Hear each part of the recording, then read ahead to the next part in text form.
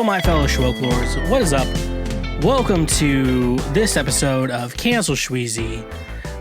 The tagline I think we're going with is the show I do instead of going to therapy, because I feel like that sums everything up very easily. Welcome to the show. I am the Foreplay King, aka Schweezy, as I'm better known. And we're Schweg. I had a conversation with Micah the other day, and I'm like, you and a couple other people are the only people who still call me Sam. Which, I mean, you can call me Sam if you want to, but it's like very, I don't know. For me, if you call me Sam, it's very much you're more business than anything else. But like most of my friends just call me like Schweg or Schweezy, shit like that. But anyways, no, I just had a friend text me, like, my dad wants to learn how to play Fortnite. Anyways, though, welcome to the show today, where most people call me Schweezy or Schweg, and Micah and Josh and Austin call me Sam. Welcome to the show today. A very good show, a show I do instead of going to therapy. Welcome, everyone. I'm very happy you're here. Very happy you're listening to the show today. I hope I impress you, because this has to be the best episode I've ever made. That's facts. But anyways, I have music on Spotify under Schweezy, so go check out Schweezy on Spotify, Apple Music, Amazon, YouTube, wherever you listen to music at. I'm there, and I need to be listened to, because I need attention to stay survive. I'm like Tinkerbell. So go check my music. I have 2 EPs out right now. Ride or Die was my recent release, and the beginning of the pandemic I released King, an EP that I was not able to tour on, and that was a bummer. And yeah, that's the whole situation. So go check out my music on there. I do stream and play video games on Twitch every Thursday and sometimes on Monday. I just recently got an Xbox, and so I'm hoping to switch my Fortnite streams over on Xbox instead of on Switch, but I'll still play Switch games every once in a while. I'm a big Nintendo fan, but I needed a main series console to hold me over till I get a PlayStation 5. But anyways, though, I stream, I play a lot of Fortnite, play a lot of Pokemon. Go check me out there, follow, because the follow is free. But however, I also do want to talk about on Twitch, they do have a subscribe button, typically around $5 a month. But however, if you have an Amazon Prime account, what you can do is combine the two, and with the Amazon Prime account, you get one free subscribe a month, not a follow, one free subscribe every month. And why not use it for a good old Schweezy? Because that's a great way to financially support him with the service you already have. And if you don't use that actual service, Jeff Bezos gets an extra $5, so you don't want that shit. So go check out us on Twitch and subscribe for that. Help support the show and not spend any extra money than you already do. We also have a Patreon page for the ultimate Schwoklords. $5 a month gets you ad-free episodes of the shows I do. Great way to say thank you for being a friend. And for what it's worth, I appreciate you bitch. But anyways, though, that's $5 a month ad-free episodes. Just one tier right now. If we make more tiers, we're going to make them along the line. But if you want to support me for free, which is honestly what I would ask any human being to do, like the show on YouTube, subscribe to it wherever you get your podcasts on. We're even on YouTube. I know that people don't watch my podcast yet, but we got a lot of audio listeners, which is, I'm not complaining though. I kind of want the YouTube audience though. I'm focused on the YouTube stat, not the overall who's listening stat, which is not a good thing for me. But also leave a review wherever you get your podcast at, because I would like you to tell me how much I suck. That's what I want you to do. This is the type of guy you get. So I need to bring the soundboard back. I think I need to bring the soundboard back. That's another thing. So that's what I'll say here for today. Nevertheless, he persisted. Let's keep going. Let's get into the show right now. Let's start off with Previous Week Right Now. Previous Week Right Now is articles of news that I found on the internet that I didn't read, but I liked the titles. So I put them in, and right now, I actually did not, I'm going to tell you this, I do not actually read these articles. I know there's some show business things where I read the articles beforehand and see if they're good enough for the show. No, I actually don't read these articles. I just read the titles. If the title makes me laugh, then we read the article right now while I'm recording. I'm not lying to you. That is Previous Week Right Now. So let's get started with this. We got a lot of Russian. We got the first two are Russian articles, so let's don't be stingy, people. Soviet TV version of Lord of the Rings rediscovered after 30 years, and this is from The Guardian. You know The Guardian for such hits as. Sorry, I don't know any other hits. Anyways, a Soviet television adaptation of Lord of the Rings, thought to have been lost to time, was rediscovered and posted on YouTube last week, delighting Russian language fans of J.R.R. Tolkien. The 1991 made-for-TV film Chronically, based on Tolkien's The Fellowship of the Rings, is the only adaptation of his Lord of the Rings trilogy believed to have been made in the Soviet Union. Okay. Aired 10 years before the release of the first installment of Peter Jackson's movie trilogy, the low-budget film appears ripped from another age. The costumes and sets are rudimentary, the special effects are ludicrous, and many of the scenes look more like a theater production than a feature-length film. The score, composed of Andrei Romanov of the rock band Akvarium, also lends a distinctly Soviet ambiance to the production, which was reportedly aired just once on television before disappearing into the archives of Leningrad Television. Leningrad Television's successor 5 TV. Can't believe they changed the name. Abruptly posted the film to YouTube last week, part 1 and part 2, where it has gained more than 800,000 views within several days. Fans have been searching the archives but had not able to find this film for decades, wrote World of Fantasy, a Russian language publication that has written about adaptations of Tolkien's work. There should be a statue to the person who found and digitize this. Okay. I can't read, apparently. One commenter posted, earlier adaptations and even translations of Tolkien's work in the Soviet Union were hard to come by, with some convinced that the story of an alliance of men, elves, and dwarves fighting a totalitarian Eastern power had been blocked by the censors. But another suggestion for the sparsity of translation was that Tolkien's intricate plot and linguistics invention made it difficult to translate into Russian without either adulterating the original or leaving Soviet audiences without any idea of what was happening. Nonetheless, the shockingly adaptation appeared to scratch a nostalgic itch for many who watched it. It is as absurd and monstrous as it is divine and magnificent. The opening song is especially lovely, thanks to the one who found this rarity, wrote another, and the opening song, Romanov sings a rough translation of Tolkien's description of the origins of the Rings of Power. Something just fell in my home, and I'll check that when we do an ad break. Which 3 are given to the elves, 7 to the dwarves, and 9 to the mortal men, doomed to die. The Soviet version includes some plot elements left out of Jackson's $93 million blockbuster, including an appearance by the character Tom Bombadil, a forest dweller cut from the English language version because he was too long-winded and failed to move the plot forward. The first Soviet samizdat translation of Fellowship of the Rings was produced in 1966, more than a decade after Tolkien's book of that name was published. After the first published translation came out in the Soviet Union in 1982, although its sequel, The Two Towers and The Return of the King, were not released until years later. In 1985, Leningrad Television aired its first version of Tolkien's work, a low-budget adaptation of The Hobbit featuring ballet dancers from what is now the Mariinsky Theater and a mustachioed narrator standing in for Tolkien. The abridged production, titled The Fantastic Journey of Mr. Bilbo Baggins, the Hobbit, skips over the trolls and elves in an hour-long romp that was long believed to be the only finished Tolkien adaptation produced during the Soviet Union. According to World of Fantasy, a 1991 adaptation version of The Hobbit called The Treasure Under the Mountain was scrapped, leaving only 6 minutes of the trilogy was a hit in Russia. Many young Russians watched a version dubbed by the translator Dmitry Puchkov under the pseudonym Goblin, which was notable for its expletive-laden reinterpretation of the text. In that version, Frodo is called Fyodor Mikhailovich. Legolas was pronounced Baltic.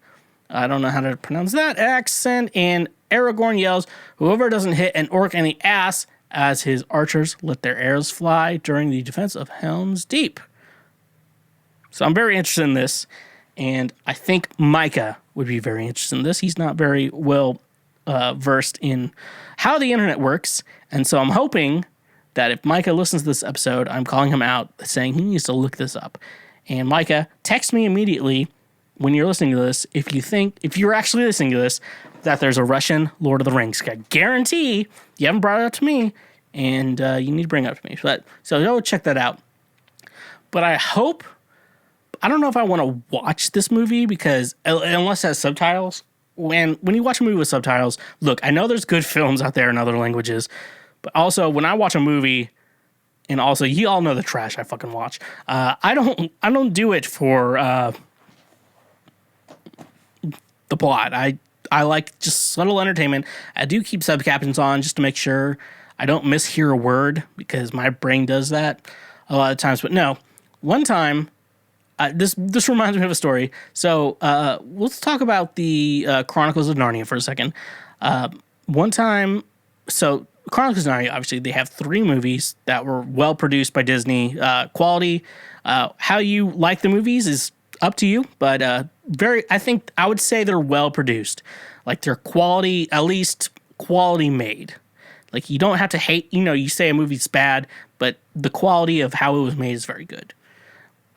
So, but Disney only made 3. So Micah was binging the movies. And he's like, I'm gonna go to the 4th movie. What was it? The Secret Chair or whatever the fuck it was not called.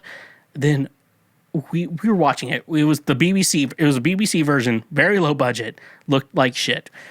Anyways, though, I was having a good time. I was watching it. Anyways, right before the big climax scene, Micah pauses the movie. We're watching it from YouTube from my laptop, like from a cord. And he's like, okay, I have to prep you for this. She's going to turn into a snake. I'm like, God damn it. Like the witch queen is going to turn into a snake. I'm like, God damn it, Micah. And then he's like, no, I needed you to mentally prepare for this. And then we play it. And this is what it looks like. So I'm putting up right now. I'm going to post a picture of this fucking snake. I laughed my ass off so fucking hard. And I'm like, okay, I understand why you had to prep me for this because I was not prepared for what the fuck I just saw right now. This is fucking low budget fucking snake I just watched right now.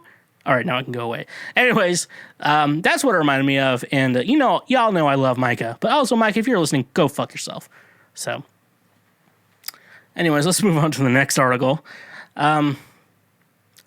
This is from the Moscow Times. It's a very big Russia episode today, folks.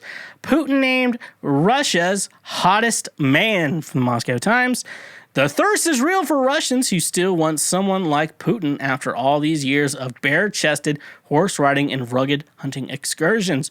According to a poll by the superjob.ru job board published Friday, 18% of men and 17% of women surveyed named President Vladimir Putin as Russia's most handsome man. The 68-year-old bachelor is the only individual to receive double digits in the open-ended questionnaire. 19% of men named themselves as Russia's most handsome men, while 8% of women said there are no handsome men in Russia. Russia still got Vladimir Putin the most attractive, famous man in the country, Superjob.ru declared, despite the 1% dip in his ratings from last year. Please tell me if my Russian accent is good. I would love to know. Neither actor nor athlete or other politicians can compete with him today, it said. Indeed, the commando-in-chief maintained a comfortable lead on his closest competitors, actors Dmitry Nagiyev and Danila Kozlovsky and Konstantin Kabensky, whose handsomeness was identified by a mere 2 to 3% of respondents. Superjob.ru said it carried out the in-person survey among 1,000 men and 1,000 women in more than 300 Russian cities between March 22nd through April 1st. The results were published days after lawmakers passed legislation allowing Putin to remain president until 2036, when Russians' biggest crush turned 83. So, something about this, because I think like Russia's American equivalent is Donald Trump. And I think about this idea that Donald Trump is the most attractive man in America. And I guarantee you there are Republicans out there who would fuck him because their current husbands are also ugly as well. But also, there's a part of me wanting to think like maybe this is real. Maybe this is like a real article where there are no good-looking men in Russia, and Vladimir Putin is the best-looking man in Russia. And there's the part of me, I say that as like a joke. Then I'm like, well, I've watched a lot of 90 Day Fiancé, and all the women, and it's only women from Russia looking for American men. Like, it's not the other way around. It's always Russian women looking for American men. And I have to think maybe that's a correct thing. Maybe no good-looking men live in Russia. It's a thing. All the good-looking women live in America, but also, I don't think it's that hard to please a man. Like, to actually get a man to like you, like, it's not that hard. Like, the ugly guys know what they're doing, too. Like, I've found an ugly. I texted Josh today. We all know who fucking Josh is. That fucking guy. I texted him today. Well, okay, I'm going to pull it up. I feel like this is an important text to read out loud right now. Sorry, I was like, maybe I won't mention Josh in this podcast. And then now I'm going to do it. So, and I sent him this text today. Do you ever see a woman so ugly who has a child and you want to know the sick fuck who clapped her cheeks? He has never thought that because that's like my thought. I think about that a lot. And, like, I see a woman's like, I have a child. I'm like, who the fuck had sex with you? But I also live in a big city, so, can we consider Nashville a big city? I consider it a big city. Nevertheless, he persisted. Either this article is fake or is actually true, and I'm sad to say I'm leaning towards actually true, but it's most likely fake, folks. So, let's move on. We used to do this a lot, but I haven't done this in a while, so I feel like this is a time in our life that we need to do this again. We have a Garth Brooks update. We have an update on what the hell Garth Brooks is doing. The weirdest man to ever exist, in my retrospect. A man I'm obsessed with, who I also live in the same city as, and also have never met. So there's a weird thing with me and Garth. There's a weird connection I have with Garth. He's the same age as my mom. I think my mom said when we were at the Country Music Hall of Fame that he was like literally like a couple months younger than my mom. Why am I obsessed with this man? I don't know. But anyways, we have a Garth update. Let's go through it. It's from today.com. It could be Good Morning Today or USA Today. I don't know what the fuck this is. Anyways, let's read the title. Garth Brooks, I'm going to start this over because I just totally fucked up how I said that. Garth Brooks explains why he always bows to wife Trisha Yearwood on stage from Today. Country music fans who've had the good fortune to see Garth Brooks and Trisha Yearwood share the same stage have also seen how they finish up a duet, the Brooks taking a deep bow towards his wife, and more often than not, Yearwood returning the sweet gesture.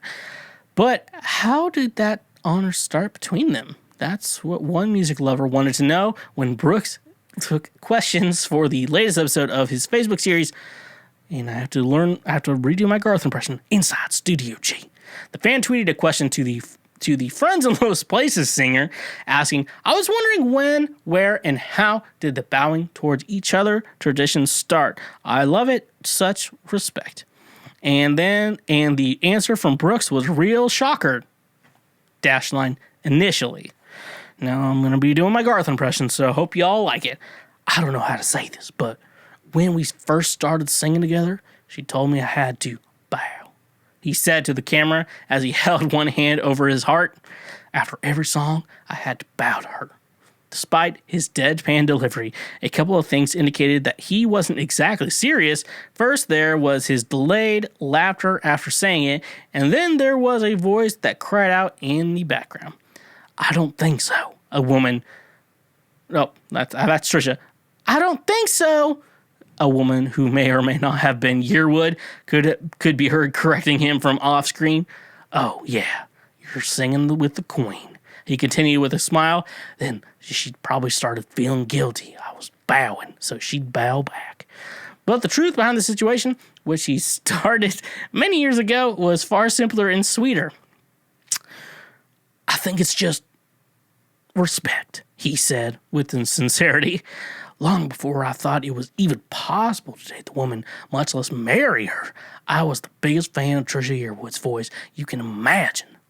One of the greatest crimes in country music history right now is that Trisha Yearwood is not in the Country Music Hall of Fame yet.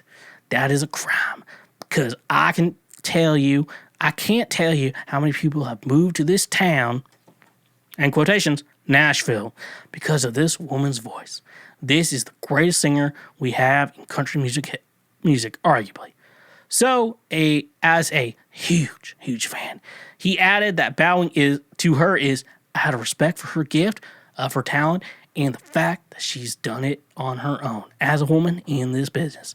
That's 1,000 times harder than any guy to make it in this business. Of course, anyone who has been a fan of his since 2005 union with Yearwood would find that to be no surprise at all. Brooks has long spoken about his love and admiration for the woman he frequently calls the Queen. For instance, in February, Yearwood fell ill with COVID-19, and although Brooks didn't test positive himself, he decided to quarantine by her side. Anyone who knows me knows my world begins and ends with Miss Yearwood. So she and I will ride through this together," he said in a statement at the time. "And anyone who knows her, she's a fighter, and she's been doing everything right, so I know we'll walk out the other side of this thing together." So that's the end of the article. I know I have the body type and the talent to be able to be Garth in a biopic, and I would honestly accept the role very quickly. And I think I did promise on a podcast Trisha Yearwood would go to Mary Cutter, who's very great. Nevertheless, though, Trisha does belong in the Country Music Hall of Fame. She is very talented and very great. We goof. Garth makes me laugh a lot, but we obviously know Garth is a very talented guy, and honestly, no, listening, I know, the reason I picked this article is how goofy it sounded from the title, Garth Brooks bows to Trisha Yearwood. But no, I definitely think Trisha belongs in the Country Music Hall of Fame. I've been to the Country Music Hall of Fame. It's in the town I live in. I went with my parents because they wanted to do something. And I was like, well, I think I'd enjoy the Country Music Hall of Fame. And they were like, okay. And my dad was very excited. He's like, "Do you guys have a senior discount?" Because my dad's in his 60s now. So that's pretty funny. But no, I'm not a big country music fan, but I'm also a big fan of music. So the actual Country Music Hall of Fame in Nashville was very fun for me. I very much enjoyed it a lot, just being a music fan. I took a music history class in college, and there's 1 and 2. 1 was awful as shit. 2 was a lot of fun because you go through jazz, you go through the 19th or the 20th century would be it. The 20th century music is always what intrigues me because you have the 80s, you have the 20s, you have the 40s, and you have what was going on in the world and shit like that, and it's really fun. And so going to the Country Music Hall of Fame was really fun for me. I didn't think I was gonna like it that much. I thought my parents were, because my grandpa, may he rest in peace, World War II veteran, he killed more Nazis than I did, so he's cooler than I am.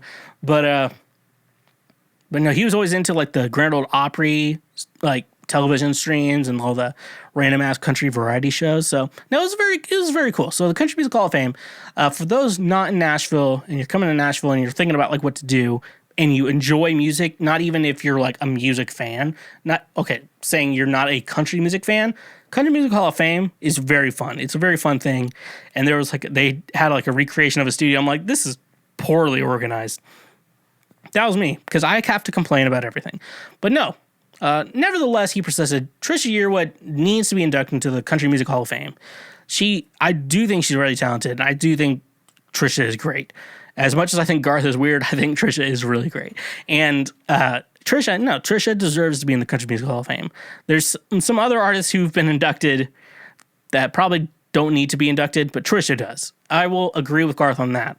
And nevertheless, he persisted. The last article we have for previous week right now is from the great state of Florida. Thank you, Florida, for always giving me content. This is from News4Jax, which is out of Jacksonville, Florida. If you didn't know, that's what the Jax is for. Jacksonville Botox doctor drank 4 Loko champagne during consultation.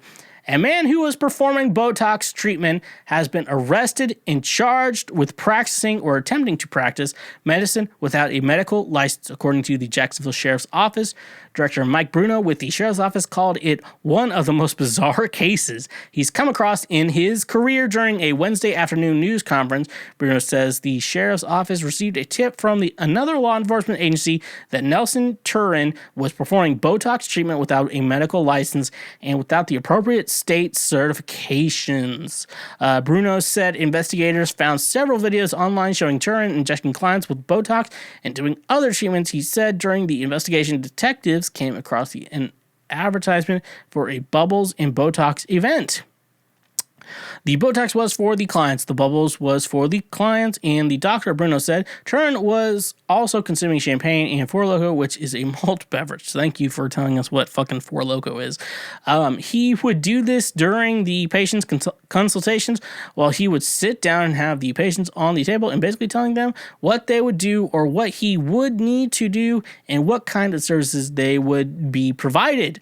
According to Bruno, detective who posing as a client during on March 12th visit went into the spa on San Jose Boulevard to talk about a Botox treatment during a consultation with the detective. Bruno said Turin was seen consuming alcoholic beverages. Bruno said Turin set up an injection kit, used a marker to identify different areas for an injection, and prepared to perform a treatment. That's when our other detectives came in and stopped him where he was, and he was arrested prior to doing any of these services on the undercover officer, Bruno said. Bruno said investigators checked the Florida Department of Health and Department of Business and Professional Regulations for licensing. He's not a doctor. He's not an advanced nurse practitioner. He's not authorized to possess the Botox, the lidocaine, or any of the other drugs, Bruno said. According to the Sheriff's Office, Turin received training from an institute in Orlando where he obtained certification in oral surgery and phlebotomy. Bruno and Turin used this certification license number to obtain the medical drugs illegally.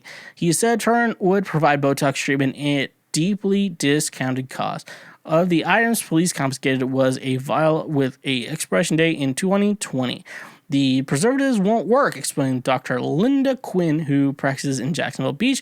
Would anybody drink expired milk, for example? Additionally, Bruno in turn was charged with 3 counts of possession of legend drugs without a prescription with intent to sell or deliver and leading the public to believe he was a licensed medical doctor. Legend drugs are required by law to be dispensed to the public only on prescription of a licensed physician. All right, so that's the end of the article. Here's the question I have. Was he good at the Botox?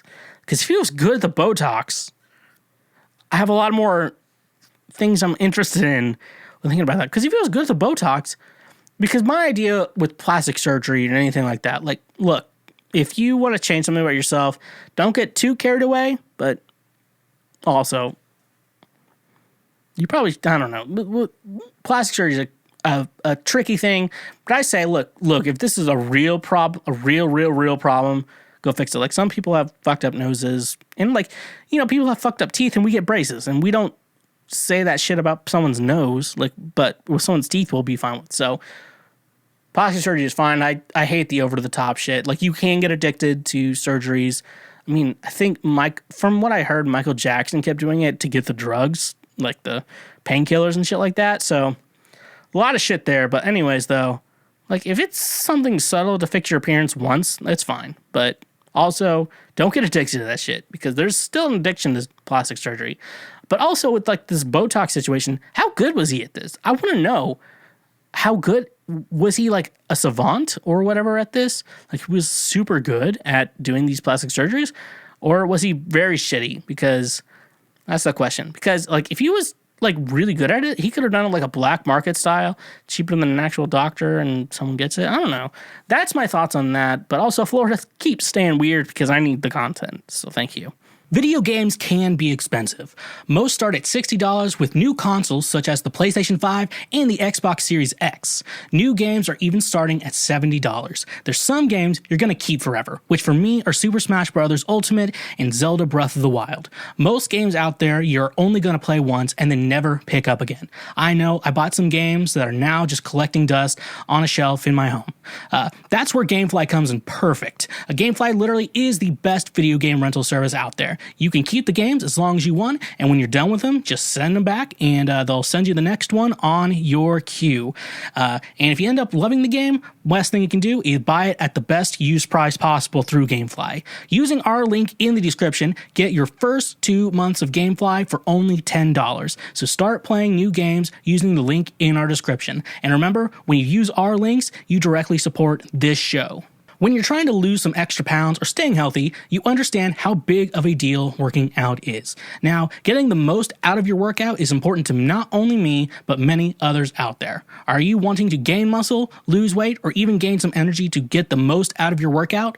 FNX Fitness is here for you. FNX Fitness is committed to creating innovative supplements of the highest quality that provide focus for a productive morning, energy to thrive all day, performance supplements to reach new goals, unique sleep and recovery formulas to support any sport, and healthy supplements to support an active lifestyle for years to come. I also really enjoy their clothing line that makes you look good while working out as well. Another thing I love about FNX Fitness is that with every purchase, they donate a gallon of water to a child in need. Start working out smarter, not harder. By using the link in our description today, you can save 15% on your purchase. So go save 15% on some of the best supplements out there when using the link in our description. And remember, when you use our links, you directly support this show. So your boy Schweezy got his first round of the COVID vaccine. So I got it at Music City Center, which I do want to say, if you're in Nashville, this is probably the easiest way, like if you're in the city, like I am, it's probably the best, and I think it's free way to get the vaccine, because I think it's free. They didn't ask me for any financial information, but we'll see. But I think it's pretty much free. I think I think the world wants everyone to get fucking vaccinated. But it was free at Music City Center. Go to their website and just Google Music City Center vaccine. You'll be fine. I don't know the exact website. Sorry, folks. But no, everyone make a plan to go get their vaccine, especially in Nashville. I know we have other people who don't live here in Nashville, but if you are living in Nashville, please fucking make a plan to get your vaccine. And also, everyone not in Nashville, figure out a plan to get your vaccine so you can actually get it, because I want the world to return to where I'm making out with women at random ass bars and going to random ass bars. And why are all my examples at bars? That's a good question, folks. So, I went to Music City Center. It's in downtown Nashville. Now, look, they did a fantastic job with everything. They figured out every nook and cranny of how to make the most efficient way to get through everything and get the vaccine very quickly. I didn't spend more than 30 minutes there. Like, literally, my appointment was come between the hours of 2 p.m. to 3 p.m. And I showed up at 2 p.m. I got out by 2:30. So, nevertheless, they did a really good job. And they are doing a really good job. And I really think they're doing really good for my city. But also, I do a podcast, so I'm going to complain about this. Overall, it was a good experience for me, like getting this. It was very efficient. They did a really good job. They had everything set up perfectly, and I cannot complain about how they did that. But I'm going to complain about the nitty-gritty details, because that's what you come to this show for. So I took an Uber because it was downtown, and I didn't really want to deal with parking. So I took an Uber downtown, and they dropped me off. I realized it was the wrong side. Not the Uber driver's fault. My fault, because I'm an idiot. So basically I had to walk there, and then basically you get in there, and you basically have to walk the entire fucking Music City Center to get where you need to go. Like, you literally walk the entire thing to get where you need to go. So much fucking walking. I checked my, steps. By the time I got home, I checked my steps. Ended up being 2,502 steps in exactly 1 mile. Like, I literally walked a mile in a singular building. It was so much walking. But I'm trying to say, like, it was very efficient. It was very well done. Like, this, I'm telling you, people, it was a good thing to do this there at Music City Center. I'm telling you, it was a really good experience. But I do a podcast, so I have to complain about everything. And I'm Jewish too, so I have to complain about that too. But also, before the walk-in, you walk in, you go to, like, the first desk. And the lady behind the desk, first of all, was like, "Are you here for your second dose?" And my reaction, like, "No, I'm here for my first." And then we're like, "Okay, what's your name?" And I Schwegler, and they're like, SCH. And I have to fucking spell Schwegler out for some fucking reason. We as a society don't know that's the name, even though there's not a lot of us. But no, we persisted. My brain goes on this rant, though. When she said, "Is this your second dose?" My mind goes to, what the fuck are you saying? Do I look like a high-risk fat individual that he's already on his fucking second dose? No, I'm not on my second dose. I'm a healthy individual who has a couple extra pounds, who is on his first dose. So thank you. I'm here to get my first COVID vaccine. Miss me with that bullshit. That's how my mind works. I do not think her intentions were like that. That's how my brain works, folks. And that's the way it is. So I walked basically a mile to finally get my vaccine. You fill out a form, and I apparently filled it out wrong, so I had to redo it. And, like, the guy could have been like, "God damn it, you fucking idiot. Like, you filled this out wrong." But he was just like, "Oh, it looks like you filled it out wrong." And then I'm not a dick to people in public, or a dick to people I don't know. I'm like, "My bad, I'm kind of stupid." So I had to go back and fucking fill it out. They're like, they took pens and they're like, "We're going to sanitize the pens." and I'm like, "Hey, I need a pen." They're like, "Here, I'll give you a sanitized one." Like, fucking bullshit. Because I'm the fucking idiot in this group. And so I fill out the form correctly. And then I finally can get my vaccine. So I'm sitting down with the guy. I'm sitting left hand to the guy. So if you're watching, left arm to the guy who's about to shoot me with a little fizzy. He's like, so we basically talk. I had to verify my HIPAA shit. And then he's like, "Do you want it in your left hand or your right hand?" And there was the first part of me. It's like, "Well, I play guitar. How?" And it's like, you might be not fun to play guitar for one day. But then there's also, maybe I want to masturbate. And so I'm like, just do it in my left hand. But it's also the closest one, so it's kind of like a 2-in-1. So I covered up the idea of shoot me in my left hand because I still want to masturbate. So he shoots me in my left arm, and I'm like, I'm from the 90s, so therefore my birthday starts with 19. And then, so therefore, Gen Z thinks I'm old. And so, like, I'm like, I'm ready for, like, a super bad, like shot. And we're going to go with the last shot I got. It was when my lip got super infected and got super big. And the very beautiful nurse was like, "We're going to have to give you a steroid shot in your buttocks." I'm like, "Okay." And I'm like, "Oh, she means ass." Because doctors speak normal words. I don't.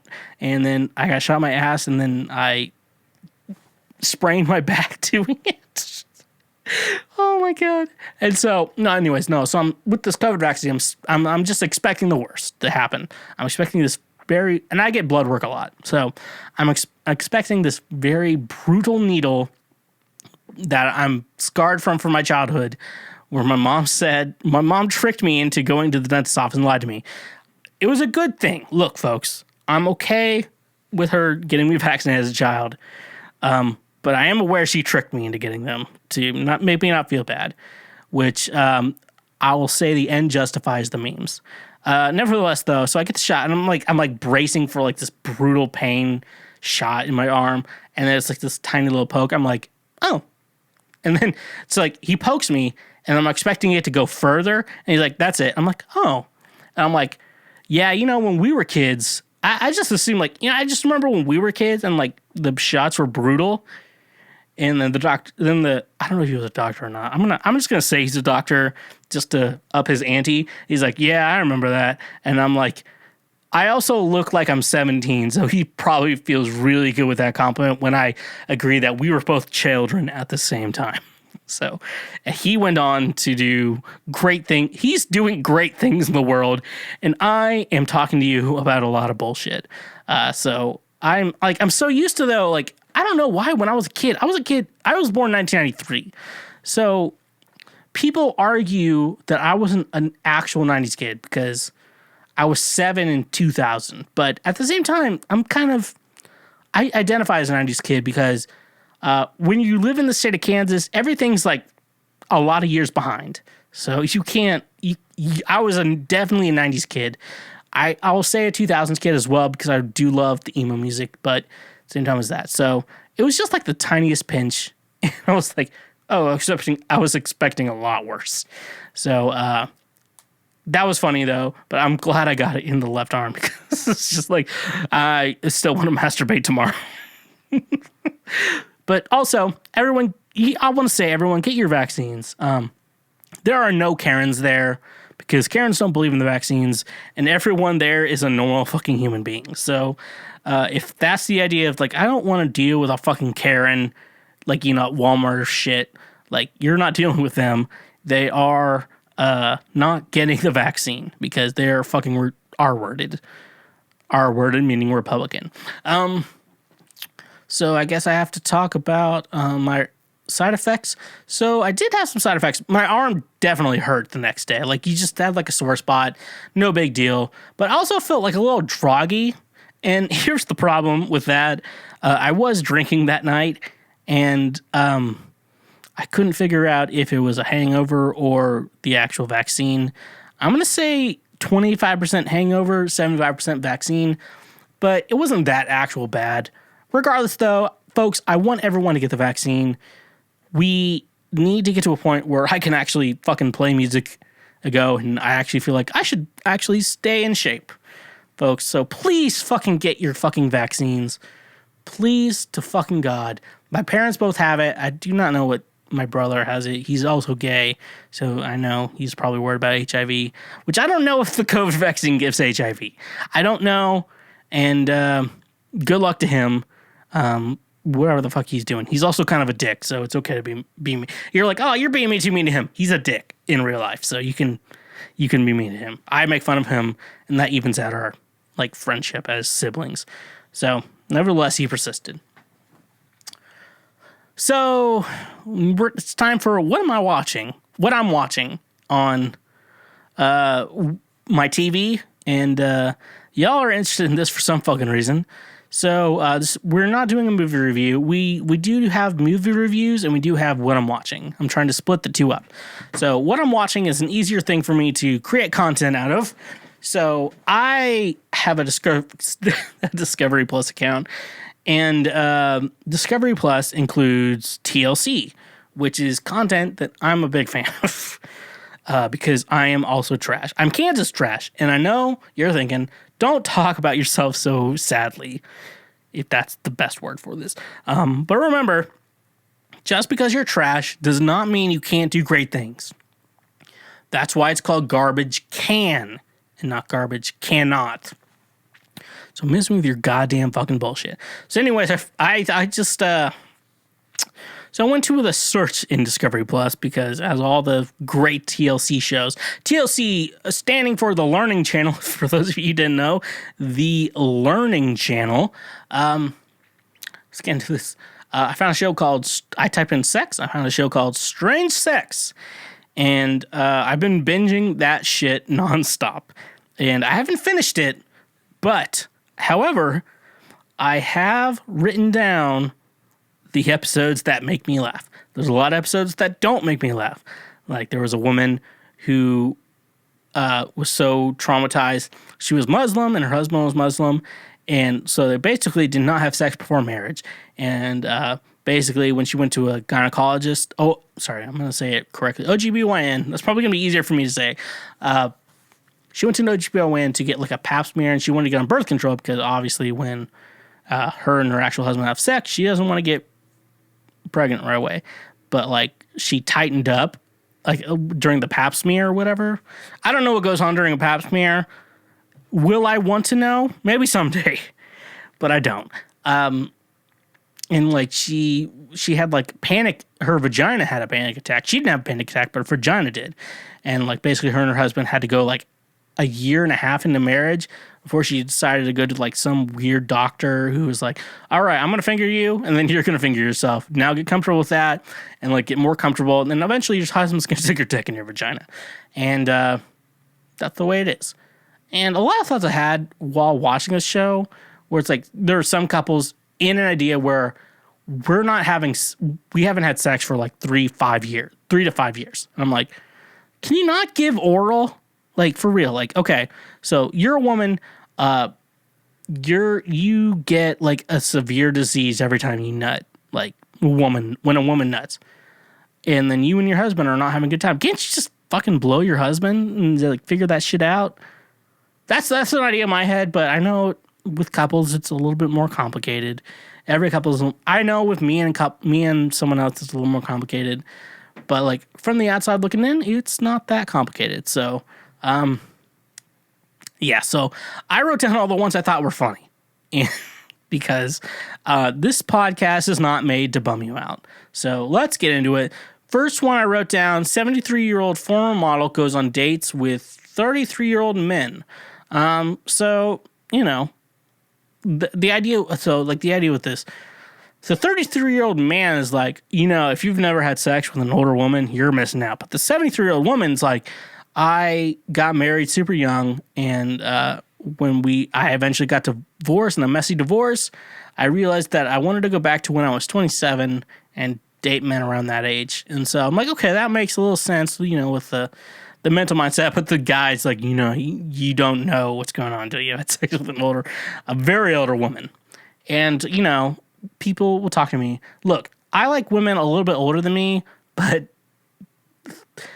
33 to 73 is a little bit different from like 27 to 37, okay? So calm your goddamn fucking tits. So I feel like the guy was weird in that episode, but the 73-year-old woman, you know, it's cool. Good for you. You know, if you're a 73-year-old man and you're having sex with 33-year-old women, it's not that big of a deal.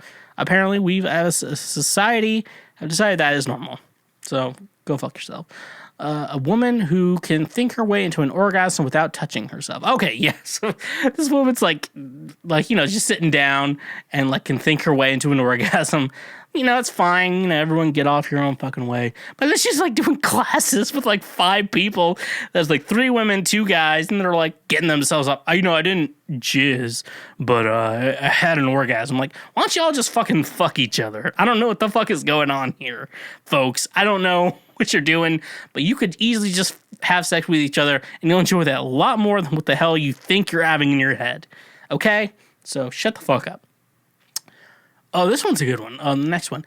Dude has sexual anorexia and it came from child abuse. Okay, so this guy was like, he was having sex with his wife normally, and then he eventually just stopped, and it was like a trauma cut type thing in his head. And I get that. I get that idea of someone who is like, you know, I had sexual trauma when you had sexual abuse when you were a child. Like, obviously, as an adult, you're going to have some sort of problem as an adult.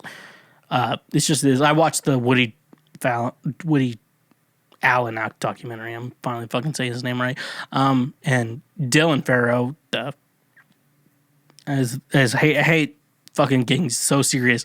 The woman he molested, who was like a small child at the time, like she finds that in her adult relationships, there's like trauma in certain positions they have sex in, and it's shit. I don't like that shit. I guess this guy had this, but he's with a good partner. So he did what I think I would have done in the situation, because if I was with a partner and like we just stopped having sex for a year, there's an idea of, hey, look, we're going to need to actually schedule times that we're going to have sex. And whether or not we enjoy this or not, we need to do this because eventually we're going to get back on track to what we want. And I think that's an idea I've had, but I have not said it as well as they did on the episode. Just letting y'all know. I've probably said it on this podcast and I've not done it correctly. So that was like a fun episode. Oh man, this one. Woman in polyamorous relationship. Now, I've talked a lot about poly people. And in most situations, unless it's very rare in the situation, everyone is actually like okay with the situation. Now, in this situation, that was the case. There was one guy, the woman was poly, but the guy not necessarily was poly. So he's with her for a couple years, and then eventually she finds another partner. And then he's like, I guess she's part of our life. And like, he's so jealous of the situation. I would not deal with that bullshit, folks. I would not deal with that bullshit of my partner's like, gonna date someone else. And I'm like, no, we're not doing that bullshit. Then eventually she wants to have a child, and she goes to her first guy, the guy who's like probably not into the poly thing, but is on it because she's that hot. And he's like, I don't think we're ready for a child. And then she goes to the other guy, and he's like, yo, we'll have a child. And they have a child. And then he has to raise the fucking child. That's so much fucking bullshit. I would not raise another woman's child in that situation. Now, if I was dating a girl, she's like, look, I have a child. I'd be like, cool. I'm going to be cool with the child. I don't know if I'm going to be the father to that child, but I'm going to be like the cool guy to that child. Like, what's up, dude? Let's hang out. If it's a boy, I'm definitely telling his friends I'm having sex with his mom. No doubt. I'm definitely doing that. If it's a girl, it's like, hey, look, I'm not your father, but we can be cool. And that's exactly what I'm doing or whatever. But any woman who thinks they want to reach out to me and wants to be in a poly relationship, go fuck off. I don't want you. You're a trash human being. Next one. A woman gets orgasms while giving birth to child. Oh, yeah. She was getting orgasms. So she had 3 children in the episode. The first 2 gave her orgasms. Third one didn't. And I have to say, she probably hates the third child more than the other 2. It has to happen. It has to be true. We know it has to be true. We're talking about the Learning Channel. This show is trash.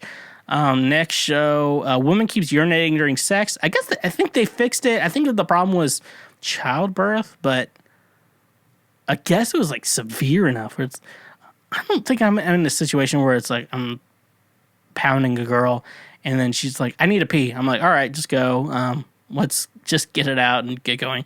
I have a small bladder too. I've had kidney stones when I was like a small child, and I just very much have a small bladder. So when people are like, you got to drink 8 glasses of water a day, when I hear that, it's like, if I drink 8 glasses of water a day, I'm going to be peeing every hour on the hour. So with water though, I know they say eight glasses of water a day. No, only drink when you're thirsty. And you got to understand, like, when you're thirsty, you got to drink water. That's the only thing you got to realize with that. But also, some people might be in different situations than me, and that might not be good advice. So don't listen to that. Next one was a man with a balloon fetish. A guy could only get off with balloons. He went to a balloon fetish party in New York City. And he's like, I showed up with 100 balloons, and I'm going to leave with a 0. I'm like, okay. Why are you putting this on television? Okay, thank you. Another guy decided he had no sensitivity in his penis, and he blamed the fact that his mother removed his foreskin, and he was upset about that. And so he created a device to regrow his foreskin, basically stretching out the skin around his penis and shit like that. So, good for that guy. I think foreskins are gross, and I think women who are okay with foreskins may be gross as well. But I don't know. I'm just one man. A woman finds out she has 2 vaginas. We talked about that a couple episodes ago, but this is different. She has 2 ovaries, but 1 actual vagina. So that was clickbait I was not happy with. And so her actual idea of like having a child is different. So, okay. So we have like 2 more. A man has a fat fetish. And he convinced his girlfriend to reach a goal of getting to 1,000 pounds. Now, you all know my idea on bodies. Look, obesity is not a good thing. However, like the idea of like a healthy body type is not being portrayed. This is not a good thing to gain 1,000 pounds for a man to have sex with you. She's already like at 600 pounds. It's not healthy. I don't think it's good. Last one I have, a man drinks his wife's breast milk. Now, she enjoys it when he drinks her breast milk. And also, a fact I feel like I need to bring up, they're both not good looking. Like, it is not a good looking thing. And he's like, I like my wife's breast milk, and it makes me so excited when she gets pregnant. I'm like, oh God, this is the cringiest shit I have ever seen in my goddamn fucking life. Okay. That's all I have to say on the quality TLC content. Next one I watched was Q Into the Storm. So this is about QAnon, or as I like to say on the show, Quailanon. QAnon is the actual name of it. I'm going to say Quailanon because it's a habit for me. And so don't miss me with that bullshit. So I watched that HBO documentary. It was actually really well done. Let me go into all my topics I had. So initially, I don't like pay attention to more like conservative news sources because I know they're full of shit. After Donald Trump became president, I'm like, anything that's relative to be anything conservative is just fucking goddamn shit. And I'm not going to pay attention to that shit anymore. So I just block that shit out of anything I do in life. So QAnon, I guess, existed during this time on 8chan. And also, I don't go on 8chan or 4chan because I like to have sex with women. And that's the case. So I thought it was like a news website. Turns out it was just actually just like one guy on the internet on 8chan. So at the beginning of this thing, they interview a bunch of fucking dopes and YouTubers known as Q-tubers. I mean, I like Pokemon, so I know Poketubers. They're Q-tubers. Bunch of fucking dopes and fucking R-words, which is Republican, which I hope you get what the hell I'm trying to say with that. They call it themselves like they refer to their new life, this life they're currently living, as red pills, meaning between it's like the the fucking movie The Matrix. You take the red pill to understand the world around you, and the blue pill to just live your normal life. They're like, I'm red pilled. I know what the fuck is going on with this fucking shit. I know that fucking Hillary Clinton has a pizza parlor that's for molesting children and eating babies. I'm like, that sounds fucking R-worded. And yeah, so you know the type of people who fucking believe this. We all know someone who believes this shit, and I am willing to call them out on how R-worded they are. Folks, I am willing to do that. So you go into that, and Q is posting a lot on 8chan, so we get to the point where the guy who created the documentary meets the inventor or founder of 8chan, which is a cesspool for Q posts. I wrote that in my notes. Frederick Brennan. Now, Frederick Brennan has a brittle bone disease, which I don't think is funny. And I know they kind of made a couple jokes, or at least Ron made a couple jokes in the documentary about Frederick, but I don't think there's anything funny about that. That makes me feel sad. And like I said, if something makes me feel sad, I'm avoiding it. So we're not making fun of his brittle bone disease, FYI, at all. So like you learn his little backstory. He created 8chan because he wanted to create like a website that was a mix between Reddit and 4chan, and I guess that was what 8chan was. But before he created 8chan, he was actually on an incel website, which I cannot remember the name, had something to do with wizards. And so he started as an incel, but then he met a woman. She was actually very good looking. She had a fetish for disabled men. Like I said, he had brittle bone disease, and he was in a wheelchair, and he's not that big of a guy. And so he was kicked out of the incel group for having sex. And so he had to like do a walk of shame. I just imagine me getting kicked out of a group that's like, you had sex, therefore we kick you out. I'm like, sorry, man, I'm out. I wish I could do better by you, but I had my dick handled by a real woman. And so that's how he created the website. So creates website. And so then he meets Jim and Ron Watkins. Now, Jim bought 8chan, and he was like, so technically he bought it. And though 8chan makes zero money, he's very persistent in making sure that 8chan exists. But also Ron, his son, is also the one who like runs 8chan, but his dad bought it. So they're like, oh, look, 8chan doesn't make any money. I don't know why you're so consistent about it. And like, so like they do like a ton of interviews over time about it. And you're like, oh, 8chan's stupid. I don't know why. I just bought it for my son. It's so fucking stupid. But eventually they have to change it to 8kun because Frederick goes in like, I wish I never made 8chan. So they changed it to 8kun and shit like that, and they keep running it, and they're like, we believe in free speech, but also we're not political, but we also are political. You like find that out over time in the documentary, like, oh yeah, they're very into politics and they're very pro-Trump. So they basically have to change it to 8kun, or whatever the fuck is, 8kun.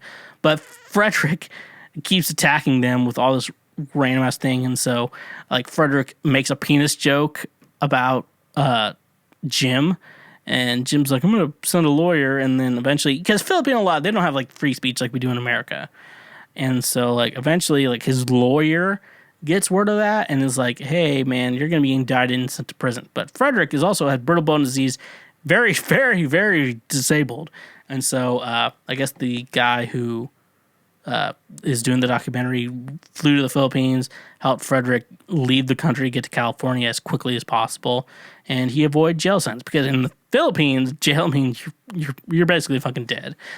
So he actually did save a life.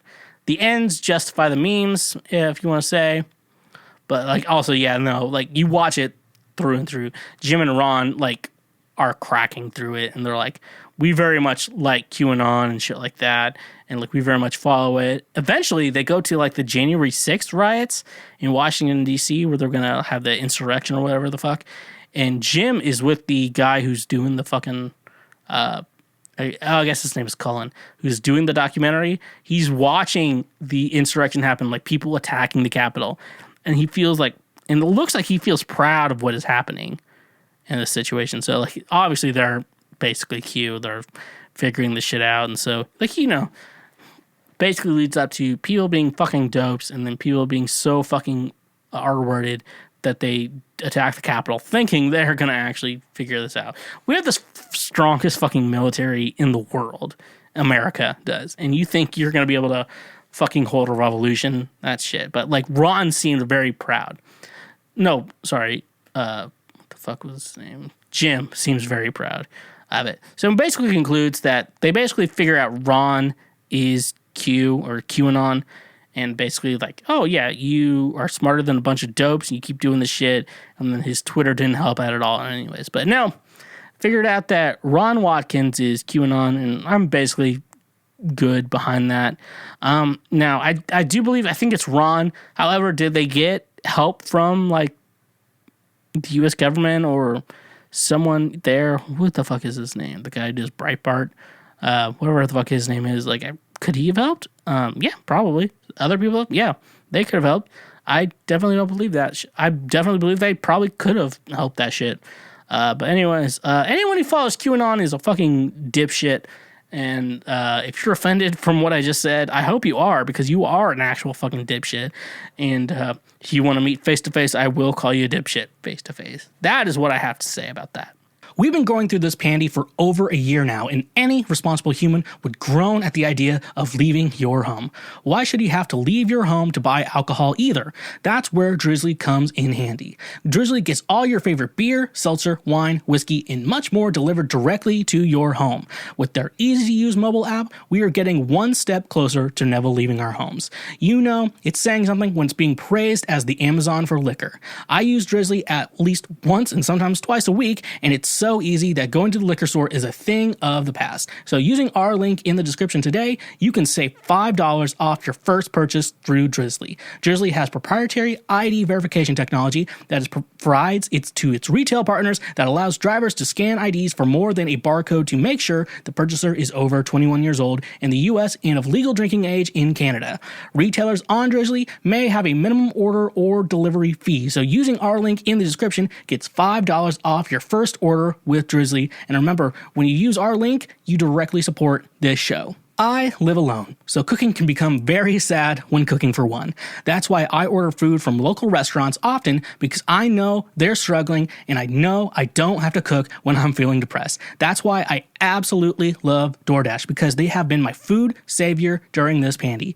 If you don't know of DoorDash, they bring you food you crave directly to your door. With over 300,000 partners in the US, Puerto Rico, Canada, and Australia, you can support your local favorites and your favorite national chains such as Chipotle, Wendy's, and even the Cheesecake Factory. Your favorite restaurant is still open for delivery. Download the DoorDash app from the link in our description. It's all contactless delivery to keep my community and yours safe. Get $10 off each of your first 3 DoorDash orders over $15 when you sign up using the link in the description. Treat yourself like the king and queen you are and order from DoorDash today. Again, that's $10 off your first 3 orders over $15 when you use the link in our description. And remember, when you use our links, you directly support this show.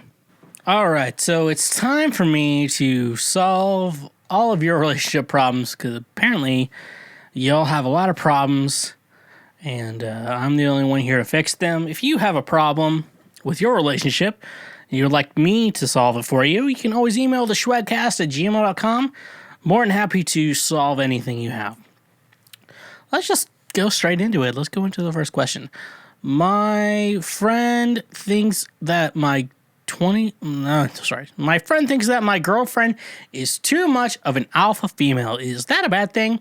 I've been with my girlfriend for just over a year and a half, and we moved in together a few months ago. It's by far the best relationship I've ever been in, and I feel complete with her. I was talking with my friends over lunch earlier today, and he said he thinks she's too much of an alpha female in the relationship and said that I'm whipped. What the fuck does that mean? I got pretty annoyed and told him to shut the fuck up and stop talking badly about my girlfriend. Now, to be honest, I would say my girlfriend is an alpha and is kinda the way in our relationship, but I love that about her. I'm 99% sure my friend was just being a jealous jerk. He's single as fuck, but I want to hear your thoughts. Okay. Thoughts I have about this situation. So I'm not necessarily involved in wherever the hell your situation is. I'm going to give my thoughts on what I think about it. So you said alpha female. So there's 2 types. Like a woman who, obviously we think of an alpha female.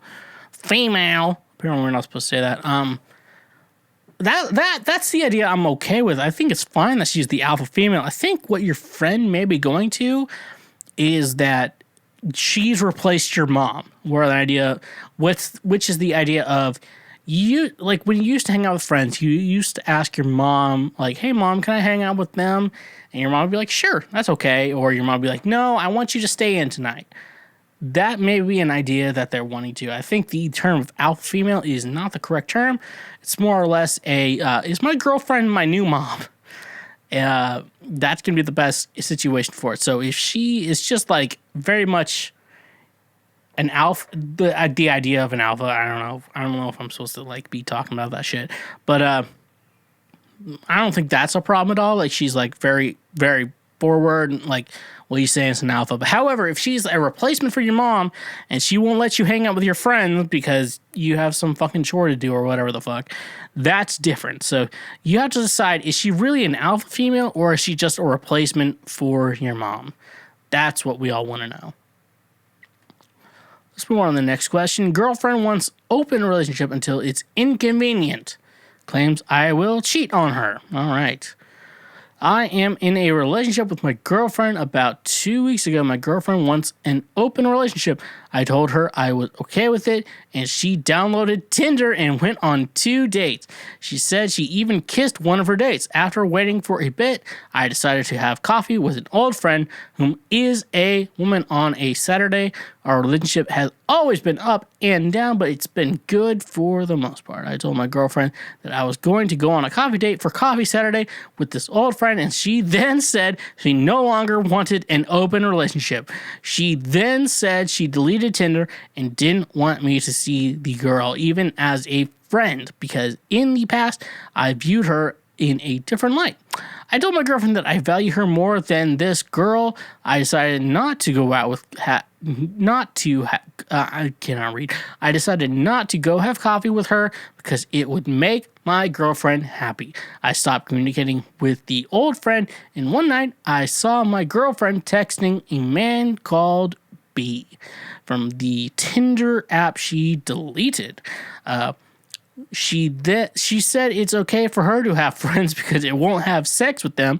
She then said that I cheated on other girls in the past and that my belief in polygamy is incited incidents when I cheated. That took me way too long to realize that was incidents. When I cheated, but she did not have any that came to mind.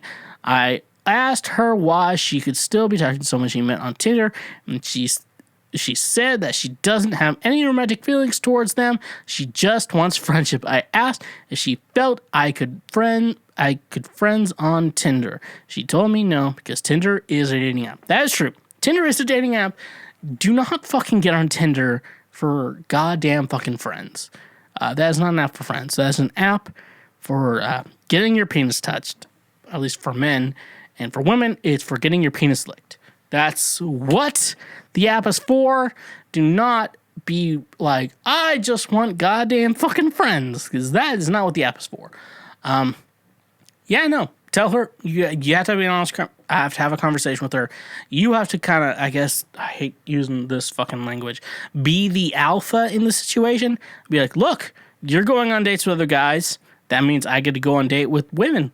And if you don't like that, maybe we shouldn't be in a goddamn fucking open relationship. That's the fucking problem with open relationship. Someone gets jealous, and in that situation, you didn't care, but she actually did care. She wanted it to be a situation where she had you as her boyfriend to do the goddamn boyfriend shit, and then she got to fuck around with other guys. That's the situation you got yourself into.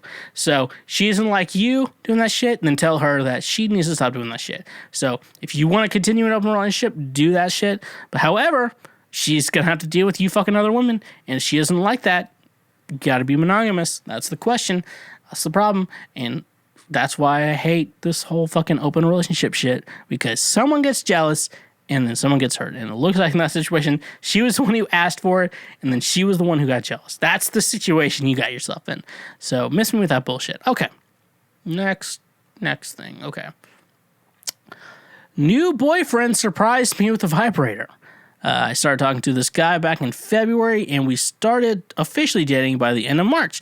We've been sexually active, but the other day he told me he had a surprise for me and pulled out a vibrator. When we were about to go at it, we haven't been together for a full 2 weeks, and I'm not sure if this is appropriate. At least this early on, everything about it seems fine, and it seems like he genuinely cares about me, but for some reason, this just doesn't scream right. Okay, so it sounds like he's had a relationship in the past where she had a hard time kind of getting off in the situation, but he was, had a normal thing. Women are like that. It's a normal thing. Like women, a woman orgasm. I'm not going to say female orgasm. A woman orgasm, it's either the stars have to align for everything to be perfect for her to get an orgasm, or she gets it normally, like most people. So he probably had the situation where he was like, oh, it's going to take a lot to make her get off. So I'm just going to just get her a vibrator early, and then we figure it out, and it's all a good time. That's the situation probably. It's probably not you. It's probably past relationships that he's trying to figure out. So don't think about that too hard. That's probably the situation. Next one. Boyfriend hid Reddit account where he's been posting pictures of himself wearing my thongs. Oh boy. I don't know if I'm gonna be able to fucking do this. So I just found out that my boyfriend has had a Reddit account for the past 4 years where he's been posting pornographic pics and videos of himself wearing thongs and captioning the posts with things like, please fuck me. We've been dating for a year and we're very open with one another. He recently opened up to me saying he thinks he might be bisexual and gender fluid and possibly trans. But he's not sure. All fine and dandy with me. I'm pansexual and I love him dearly. I continuously look for ways to support him and encouraging him to discover new parts of who he is, and I'll love him no matter how he identifies.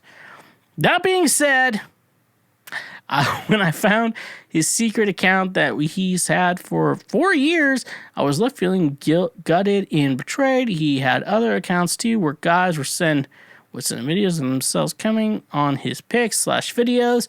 He would also comment on pics of dicks saying how he wants to suck them all day long. I really love him and he's the best partner I've ever had, but I'm having a really hard time with moving on from this and being able to trust him again fully. He said sorry, that he'd never do it again, but yikes, where do we go from here, fellow people? I'm kind of shocked. This one's fucking, I don't know how to fucking answer this.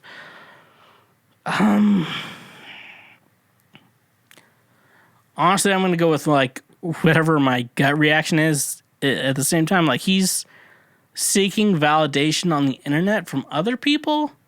I'll say that. But at the same time, it doesn't look like he's cheating on you. Now, you may not like what the fuck he's doing. Tell him to stop that, or her, depending on their sexuality. Good thing you're pansexual, because it sounds like this is a relationship you can actually work out through. At the same time, yeah, tell him to stop doing shit on the internet, and, yeah, I don't know what the fuck, how I'm supposed to fucking respond to that. Some weird fucking shit. Just hope that he's, not having sex with, anyone but you, because actual cheating is real cheating. That's all I have to say. I'm going to move on because that one just threw me off guard. Straight man living with a lesbian. Did I just fucking pick all the fucking hardest ones? I've known her for a long time. We're best friends and know almost everything about each other. We started getting drunk and having sex occasionally about 10 years ago. She is gay, but still makes out and has sex with me after a few drinks sometimes. I've fallen for her, but she's a lesbian. I live with her because we can't afford to live separately. I'm confused about what I should do with these feelings. I know she loves me, but not like I love her. Any help would be great. Okay, buddy. If she's continually saying she's a lesbian, just don't get the idea of, like, in love with her. Get that fucking thought out of your head. Sex, however, if you enjoy it, keep doing it, man. I mean, keep doing you. Sex is fun. Keep doing it. Yeah, that's all I'm gonna really have to say about that shit. Like, she says she's gay, but she gets drunk and has sex with you. That sounds like a problem with her, but with you, since you're the one writing this, I would say stop having feelings for her, because she has a lot of things going on that you have no understanding about, and you should not be focusing on that shit, okay? That's going to be something I would say. Figure out a way to not be in love with her, but enjoy the ride. That's all I have to say. How many questions do I have left? 3? Oh, we got a couple, folks. I'm going to have to get through these pretty quickly. God damn it, I cannot read tonight. My boyfriend told me that I look hotter than ever while I'm pregnant and that he thinks the extra weight suits me. Anyone else have this happen? At first, I thought he was just saying it to be nice, but he has assured me over and over that pregnancy is hot on me and that the weight I've gained looks good and suits me better than before I was pregnant. I can't tell if he's just saying it so I feel hot, but he swears he would take pregnancy over me before any day of the week. I can't say I expect a guy to say this ever, but has anyone else gotten this from their men before? So I can't personally relate, but I'm going to go with what I've seen on TV. So I'm a big fan of How You Met Your Mother. And Lily, Allison Hannigas, her first name's Allison. She got pregnant at least 2 times while on the show. And at the beginning, she was a super skinny, super, super, super skinny. Nothing wrong with being super, super skinny. But anyways, she got pregnant and they hit it, doing the movie magic shit. And then once she had the baby, her boobs were bigger. She kind of filled out a little bit, She wasn't super skinny, but she still looked good. So that's what I'm thinking when I hear this. So, not necessarily, he probably liked you before, obviously. He married you and shit like that. When you had the baby and you thing it up a little bit, it sounds like you're super, super scrawny. Got a little bit thick with the 2 C's, and that's probably why he likes you. And so he's like, oh, I'm dating a new woman right now. That's probably the shit he likes. He's like, I feel like I'm dating a new woman right now.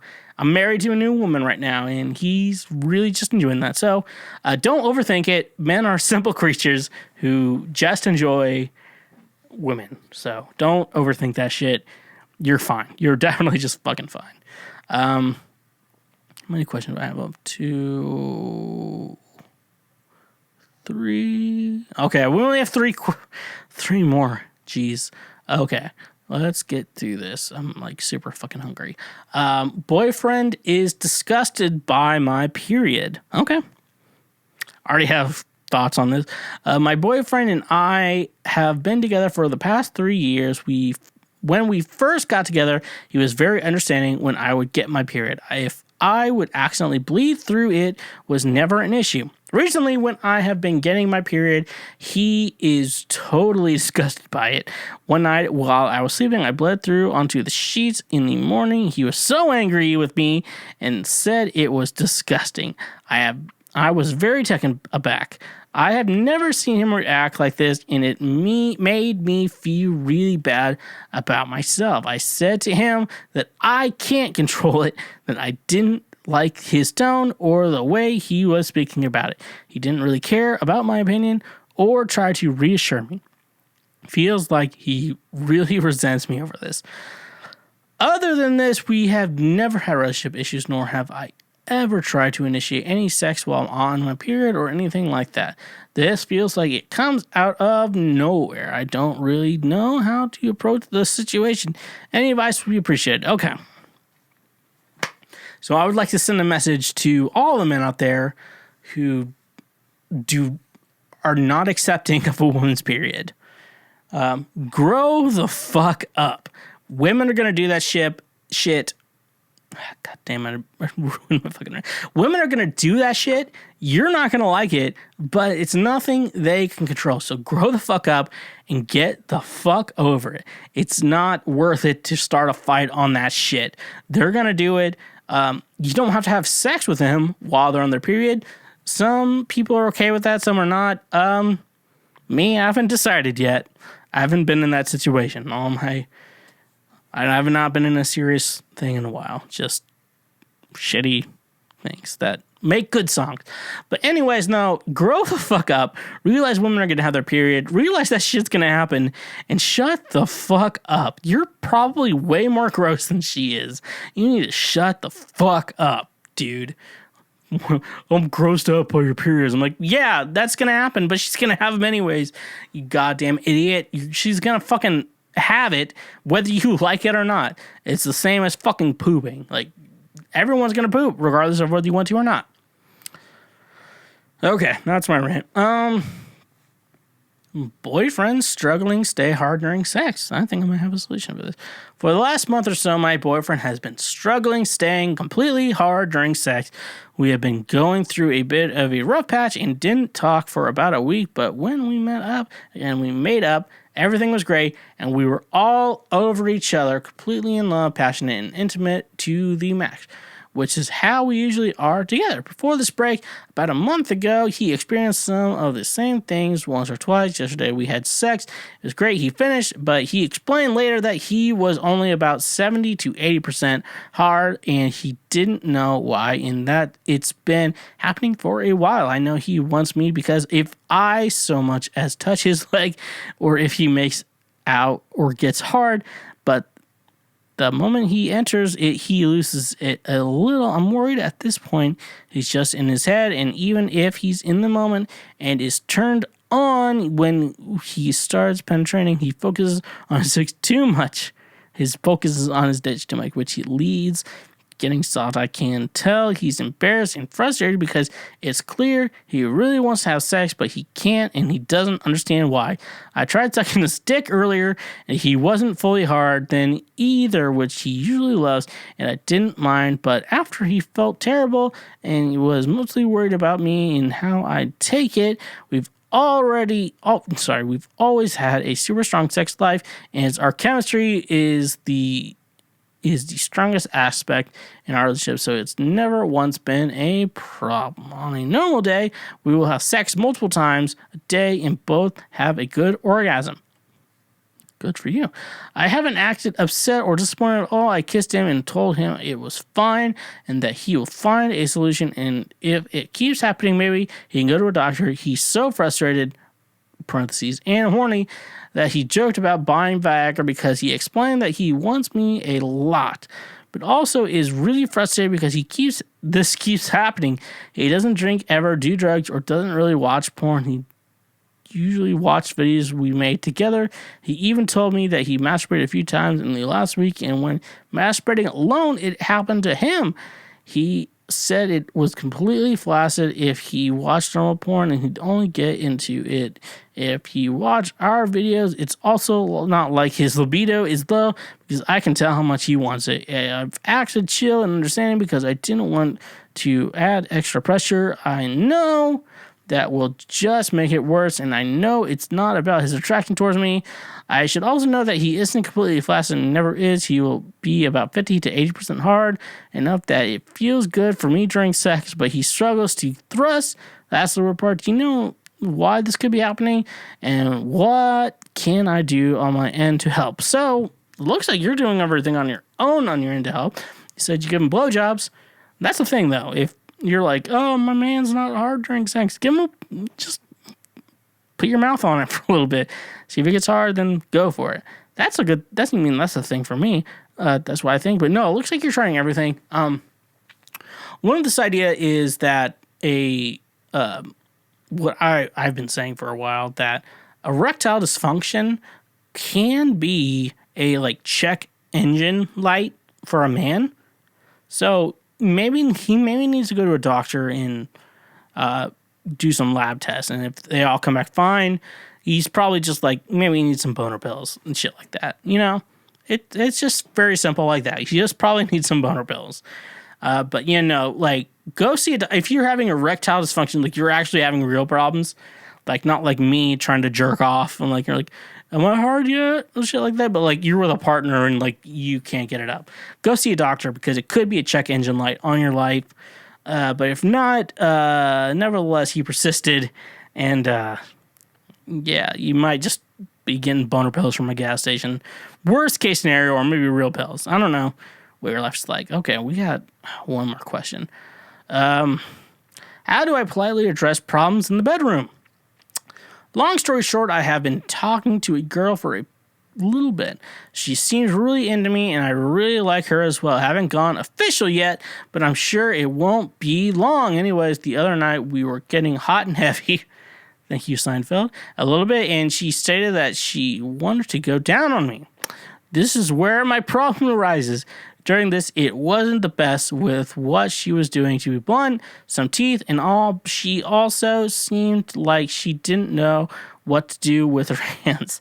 I was hoping for some input on how to give some constructive input to her. I thought about saying something then and there, but I didn't want to seem rude or hurt her feelings. I do like her a lot and would like the relationship to progress. I'm just not sure of the best way to address this without coming across as rude / ungrateful / or anything of that nature. I was also afraid if I said something, she would maybe think I've been around the block a lot, which I definitely have not. Not sure that it matters, but she is upper 20s and I'm lower 20s age, and constructive input is to help. Okay, so this is a situation I've wanted to do speeches on. So this idea of a woman willing to give oral sex is a godsend. This is like a dream come true. This is what you want in life. Blowjob is the best thing. Blowjobs are the best. That's like my church that I've built. You have a problem where it wasn't that good and there's teeth. Obviously, make a mention hey, don't use your teeth so much. Just say that. Just say that shit, and it'll fix the problem right away. However, never tell her that her blowjob was bad. Never tell a woman her blowjob was bad, because the moment you tell a woman her blowjob was bad, her self-esteem goes down and she doesn't want to give blowjobs anymore. That's the thing. You always tell a woman her blowjobs are good, even if you don't like it. But if there's teeth involved, tell her to fix that shit. And then you're like, oh, and then once she does that and you're like, oh, this feels good. Shit like that. Because how I've learned is you gotta let a woman know that you like it when she gives you a blowjob. And when she gives you a blowjob, she feels confident about it and she's willing to give you more. Is that sexist? I don't know. But anyways, I know it works.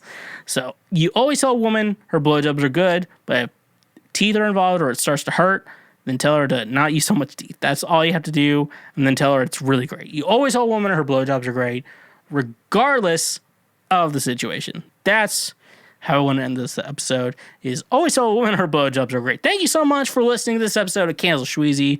I am Schweezy, a.k.a. the Foreplay King. Y'all know what it is. If you have any questions, comments, concerns, email the shwedcast@gmail.com. I'd be more than happy to answer any of your questions on air while I record this show. Follow my music and my socials at the Schweezy, Spotify, Apple Music, Deezer, not Tinder, Amazon, and YouTube. Go check me out there. Like and subscribe to this show and the Twitch account wherever you're listening to this. And if you want to spend more, $5 a month gets you ad-free episodes of this and all my shows. So thank you so much for checking out this episode of Cancel Schweezy. Like always, I always want to end this episode with honk if you love butt drugs, and also stay awesome.